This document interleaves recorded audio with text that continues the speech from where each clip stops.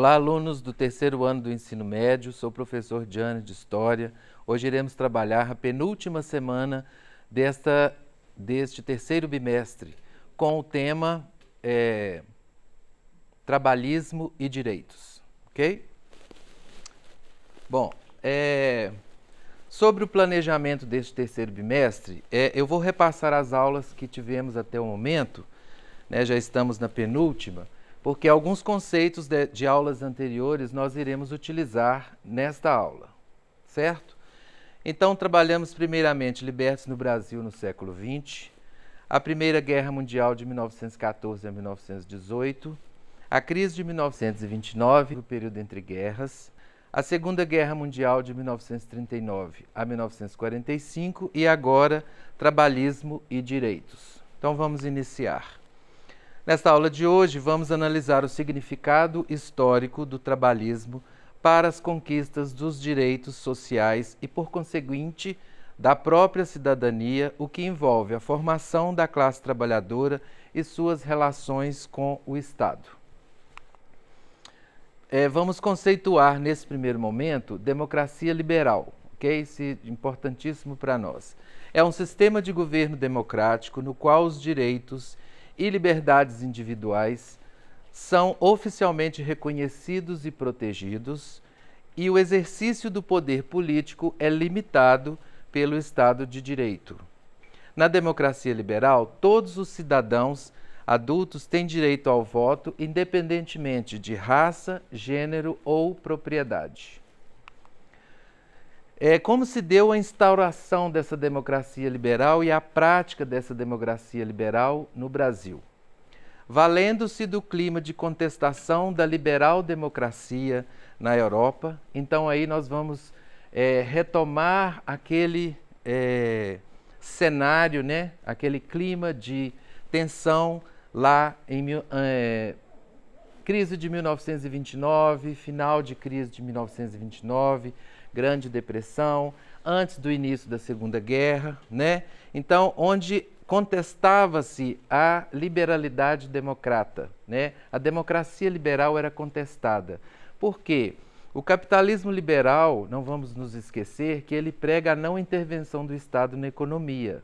E foi um dos motivos que a crise de 29 aconteceu, né? Então, essa democracia liberal, ela contestada à época na Europa, ela valendo-se desse clima, então, que a Constituição de 1937 vem trazer para a vida política e administrativa aqui do Brasil as marcas da centralização e da supressão dos direitos políticos. A ideologia do trabalhismo, do que se trata essa ideologia? Adesão e apoio de toda a classe trabalhadora, prática e democracia social, valorização do trabalho e, principalmente, do trabalhador. Pela associação entre a obra e o líder, criou-se a mitologia getulista, ou seja, Getúlio Vargas foi considerado um mito e caracterizado, expresso sob a imagem de pai dos pobres. Bom, essa foto histórica, né, ela retrata a proximidade, né, da figura pública de Getúlio Vargas com as massas populares. Como ele, digamos num termo mais atual, sem filtro, ele se relacionava com esse contato com essas massas, né? O termo peleguismo também faz parte aqui desse cenário do governo de Vargas. O peleguismo nasceu no Brasil durante o Estado Novo, 30 a 45, como parte da política nacionalista de Getúlio Vargas. O termo deriva de pelega, o líder sindical, que mediava entre os interesses do Estado e as reivindicações da classe operária. O Estado Novo desenvolveu uma política de modernização. Atenção, terceiro ano. Desenvolvimento de uma política de modernização, exatamente na condução de defender interesses do Estado e também, de alguma forma, atender a algum tipo de reivindicação da classe trabalhadora, tá? Então, a modernidade deste período está na condução dessa ideologia aí de se trabalhar. Interesses do Estado que o governo queria implementar ou executar e algum tipo de reivindicação da classe trabalhadora. É uma foto de Getúlio Vargas, 1930. Populismo fez parte do governo de Getúlio Vargas e desse período que estamos tratando aqui. O termo populismo é um termo utilizado para explicar um conjunto de práticas associadas a políticos, sobretudo na América Latina, durante boa parte do século XX. Relação direta e institucionalizada entre o líder e as massas. Apresenta-se aqui a clássica definição do líder carismático, né? Então, aquela ideia que falamos há pouco sobre o pai dos pobres é exatamente o exercício do populismo, né? Aquele que cria uma relação de proximidade com as massas sem passar por nenhuma instituição política, mas unicamente pelo seu carisma, né? Então, é a conquista dessa popularidade, né, vamos dizer, dessa habilidade, certo? Nacionalismo também é uma presença marcante, uma característica do governo Vargas. Ideologia política, aqui a definição para nós, tá? Ideologia política, corrente de pensamento que valoriza todas as características de uma nação, usando como maior forma de se expressar por meio do patriotismo, ou seja, envolve a utilização dos símbolos nacionais. Então vem aí o hino nacional, a bandeira, o hábito de se cantar o hino nacional, etc. Então essas duas ideologias, né, a prática do populismo e a ideologia nacionalista vão fazer parte desse governo, exatamente para que Getúlio Vargas conseguisse, então, essa manobra, essa forma de lidar com as massas. Bom, o Estado Novo foi um regime político brasileiro instaurado por Getúlio Vargas a partir de novembro de 1937, que vigorou até janeiro de 1946. Chamado de golpe, durou até outubro de 1945. Caracterizado pela centralização do poder, pelo nacionalismo, pelo anticomunismo e por seu autoritarismo. O Estado Novo foi a fase ditatorial da era Vargas e estendeu-se por 8 anos. Vargas reforçou seu poder, reduziu as liberdades civis e implantou a censura. Marcado por intensa propaganda política e por quando Vargas estabeleceu sua política de aproximação das massas. Então, vamos parar aqui, terceiro ano. Aproximação das massas, fase mais ditatorial, né? Propaganda política intensa. Então, aqui vem todo aquele processo, toda aquela habilidade que falamos há pouco. Nacionalismo, populismo, o trabalho dessa ideologia na condução com poder centralizado do governo. A Constituição de 1937 foi a primeira Constituição que vai atender anseios de grupos políticos que queriam um governo forte e que beneficiasse o povo. Então, a Constituição de 37, ela vem para atender esses anseios aí desses grupos políticos. Ela recebeu o apelido de polaca por ter sido inspirada no modelo semifascista polonês. Era exatamente centralizadora e concedia ao governo poderes politicamente, praticamente ilimitados. Sua principal característica era a enorme concentração de poderes nas mãos do chefe do Estado. Então, sempre voltamos aqui na centralização de poder, tá?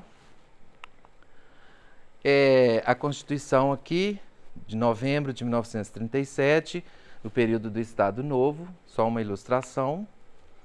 Características do Estado Novo.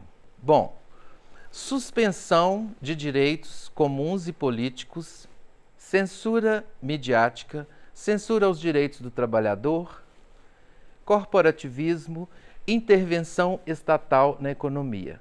Voltando no início da aula, quando falamos lá da democracia liberal, da rejeição pela democracia liberal, né?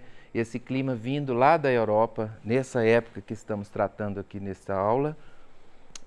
A intervenção estatal, a democracia liberal, perdão, ela não prevê a intervenção do Estado na economia. Vamos voltar aí ao conceito já trabalhado nas aulas anteriores de liberalismo econômico, né? Além de um forte nacionalismo e centralização governamental.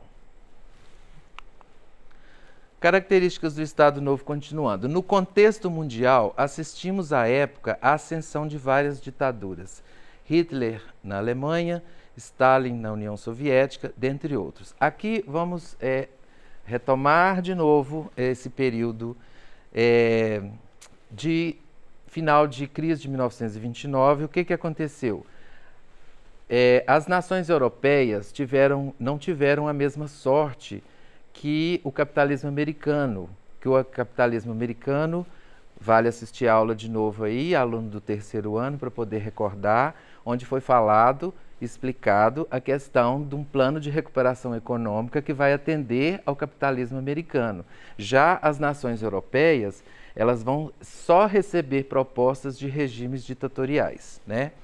Então, no contexto mundial, ascensão de ditaduras, né? Porque não houve um plano de recuperação econômica. Vargas procedeu o encerramento das assembleias legislativas, da Câmara dos Deputados e do Congresso Nacional. Também cerrou todos os partidos políticos e organizações civis. Continuando as criações do Estado Novo. Obrigatória disciplina da educação moral e cívica nas escolas. Olha o nacionalismo aí, né? Exaltação de elementos da pátria, bandeira, hino nacional, etc. O novo valor cambial, a nova moeda, o cruzeiro, que fica um bom tempo aí conosco, né? A criação do Departamento de Imprensa e Propaganda, DIP, exatamente para controlar a mídia, controlar rádios e jornais, e o Departamento Administrativo do Serviço Público. Também o controle dos sindicatos. Agora vamos dizer que seja a parte boa em termos de criações do Estado Novo, a melhor parte do Estado Novo. Consolidação das leis do trabalho, a CLT, garantindo vários direitos aos trabalhadores. Criação da Justiça do Trabalho, isso para a classe trabalhadora é uma conquista inigualável, né? Então, esse momento, essas criações do Estado Novo, as que mais vão se destacar para a classe operária, estão agora aqui nesse exato momento. Então, a criação da carteira de trabalho, esse documento tão importante na sociedade brasileira, a criação do salário mínimo para se ter um mínimo negociável, né, nas prestações de serviço, a regulamentação do descanso semanal remunerado, grande conquista para a classe trabalhadora, né? A jornada de trabalho de 8 horas também é incomentável, né? Porque antes o trabalhador ficava à mercê do que o empregador julgava ser necessário para aquela função. 12 horas, 14 horas, 10 horas, a partir da regulamentação da jornada de trabalho de 8 horas, isso chega a um ponto, né? E a regulamentação também do trabalho feminino e para os menores de idade, né? A regulamentação do trabalho para os menores de idade também. Surgimento do Conselho Nacional do Petróleo, que a partir de 1953 será a Petrobras, certo? Concretização da Companhia Hidrelétrica do São Francisco e da Fábrica Nacional de Motores. Também outra criação, decreto importantíssimo, né? Criação do decreto do Código Penal e do Código de Processo Penal Brasileiro. Reformas trabalhistas vindas de Vargas. Então, falamos dos direitos adquiridos, né? A questão da CLT, regulamentação de horas de trabalho, etc. Agora vamos falar sobre de que forma essas reformas trabalhistas vão advir do governo de Vargas aqui no Estado Novo. Não foram uma simples e generosa concessão do governo. essas reformas sempre estiveram atreladas ao movimento operário brasileiro, né? Então, refletiram por décadas nas constantes lutas do movimento operário brasileiro. As elites brasileiras entenderam que era melhor fazer concessões à classe trabalhadora, evitando assim radicalização do proletariado. Então aqui eu volto no ponto que falei lá no início. A forma de lidar com essa modernização política, ou seja, o entendimento até por parte das elites brasileiras, né, que algum tipo de concessão para a classe operária terá que ser feito. Os interesses do Estado precisam ser mantidos, mas em algum momento as reivindicações trabalhistas da classe operária, ela precisa ser atendida também, né? Então essa é a modernização política da época. O fim do Estado Novo. Getúlio Vargas foi deposto em outubro de 1945 por um movimento militar liderado por generais que compunham seu próprio ministério e pôs fim ao Estado Novo. Após a queda de Vargas e o fim do Estado Novo, o Partido Trabalhista Brasileiro irá atuar dentro das regras do jogo político liberal-democrático como herdeiro do legado varguista, ou seja, todas aquelas conquistas trabalhistas durante o governo de Vargas, depois da deposição de Vargas, será pelo Partido Trabalhista Brasileiro que serão mantidas, que serão exaltadas, que serão lembradas e que não deixarão de acontecer. Representatividade trabalhista. A partir das manifestações grevistas, a luta sindical ganha maior visibilidade, unindo-se às ligas camponesas.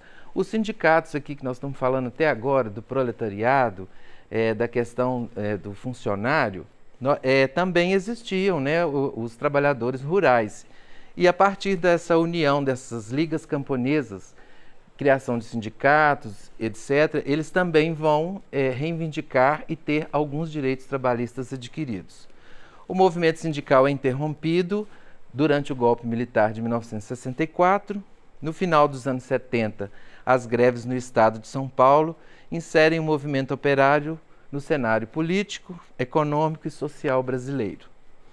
É criada a CUT, Central Única dos Trabalhadores, do Partido dos Trabalhadores, que organizaram diversas greves gerais nos anos de 1980 e desempenharam um importante papel em movimentos políticos, como, por exemplo, o movimento das diretas já. O movimento sindical nascido com as greves de 1978 do ABC paulista, chamado um novo sindicalismo, tem suas origens desde os anos da ditadura, ainda ativo na Central Única dos Trabalhadores. Só um exemplo, só para lembrar, de direitos adquiridos, carteira de trabalho, previdência social. Conceito de central sindical, entidade associativa, pois não possui fins lucrativos, buscando melhorias para diversas categorias de trabalhadores, seja em políticas sociais, seja em relações de trabalho, dentre outras. Com a representação de trabalhadores e apenas de trabalhadores, já que não há central sindical para empregadores. De direito privado, porque não é criada por lei, mas pelos próprios entes sindicais, não possuindo interferência direta do Estado. Bom, nesta aula de hoje você aprendeu sobre o significado histórico do trabalhismo, a conquista dos direitos sociais e a formação da classe trabalhadora no Brasil. Eu me despeço de vocês e agradeço e aguardo para a próxima aula, última do terceiro bimestre.